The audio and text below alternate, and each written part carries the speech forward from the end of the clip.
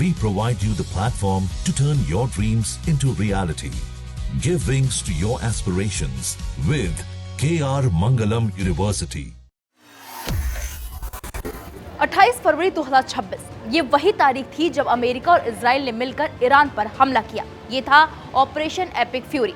उसी के बाद ये दुनिया का सबसे अहम तेल मार्ग स्ट्रेट ऑफ हॉर्मुज ठप हो गया।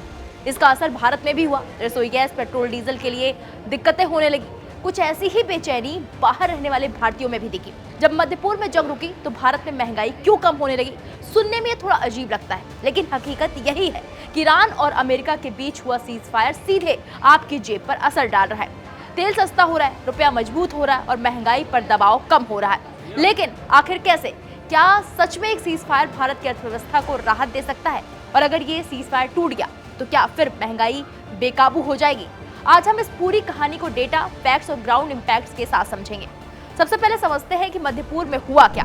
ईरान और अमेरिका के बीच पिछले कई हफ्तों से तनाव चरम पर था। हवाई हमले, धमकियां और होर्मुज स्ट्रेट को बंद करने की आशंका दुनिया भर के बाजारों को हिला रही थी। लेकिन फिर अचानक दोनों देशों के बीच 2 हफ्ते का सीज फायर घोषित हुआ, जिसमें चीन का अहम हाथ माना जा रहा है। हालांकि पाकिस्तान ने भी महफिल लूटने में कोई कमी नहीं छोड़ी। इसका मतलब फिलहाल लड़ाई रुकी और सबसे अहम बात यह है कि तेल सप्लाई पर खतरा थोड़ा कम हुआ। अब सबसे जरूरी सवाल, इसका भारत से क्या लेना देना? तो बता दें कि भारत अपनी जरूरत का 80% से ज्यादा कच्चा तेल आयात करता है। यानी हम तेल बनाने वाले देश नहीं हैं, हम खरीदार हैं। और जब दुनिया में कहीं भी तनाव होता है तो सबसे पहले तेल महंगा होता है।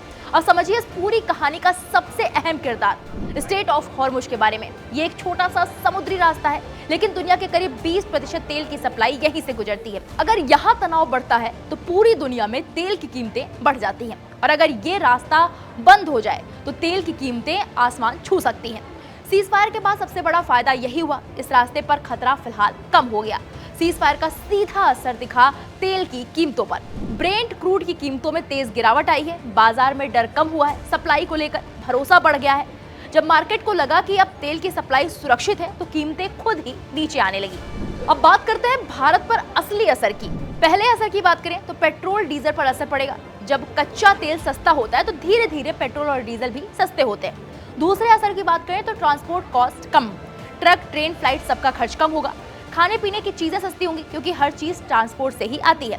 महंगाई पर सीधा असर पड़ेगा, यानी इन्फ्लेशन कम होने लगता है। सीज फायर का असर सिर्फ तेल तक नहीं रुका। भारतीय रुपया मजबूत हुआ, शेयर बाजार में स्थिरता आई, विदेशी निवेशकों का भरोसा बढ़ा। जब वैश्विक जोखिम कम होता है तो निवेशक उभरते हैं बाजारों में, जैसे भारत में पैसा लगाते हैं। अब इसे आसान भाषा में समझिए। अगर सीज फायर बना रहता है तो पेट्रोल सस्ता, सब्जी सस्ती, ट्रांसपोर्ट सस्ता, ईएमआई पर अप्रत्यक्ष राहत, यानी आपकी रोजमर्रा की जिंदगी थोड़ी आसान हो जाएगी। या फिर ये कह लें कि भारत के आम लोगों के जीवन पर इस युद्ध का असर पड़ा और सीज फायर का भी बहुत बड़ा असर पड़ने वाला है।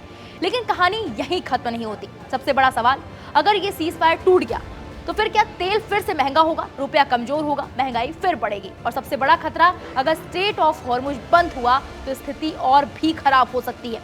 अब सवाल ये उठता है कि भारत इस खतरे से बचने के लिए क्या कर रहा है?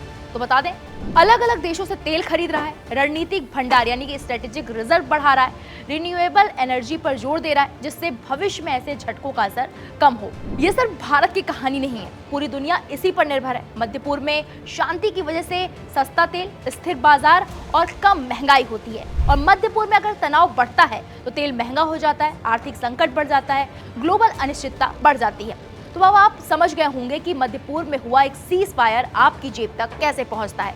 वहीं भारत अपनी जरूरत का करीब 60% एलपीजी आयात करता है और इसमें से लगभग 90% सप्लाई पश्चिम एशिया से होती है। ऐसे में इन टैंकरों के आने और होर्मुज के खुलने से देश में गैस की सप्लाई बेहतर होने की उम्मीद है। अब जब 2 हफ्तों के लिए ये जलमार्ग खुलने जा रहा है तो भारत आने वाले जहाजों की संख्या बढ़ सकती है और ईंधन की कमी का दबाव कम हो सकता है। हालांकि भारत में पेट्रोल डीजल युद्ध की वजह से महंगा नहीं हुआ, क्योंकि भारत सरकार ने एक्साइज ड्यूटी हटाकर हमारे और आपकी जेब पर ज्यादा भार पड़ने से बचा लिए।